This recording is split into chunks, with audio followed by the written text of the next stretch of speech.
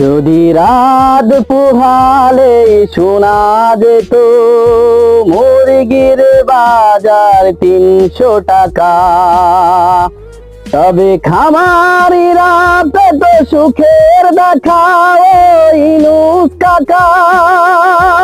যদি রাত পুহালেই শোনা যেত মুরগির বাজার 300 টাকা, তবে খামারিরা পেত সুখের দেখা ওই ইউনুস কাকা।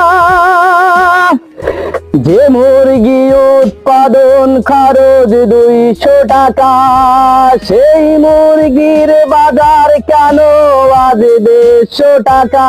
ও ইউনুস কাকা।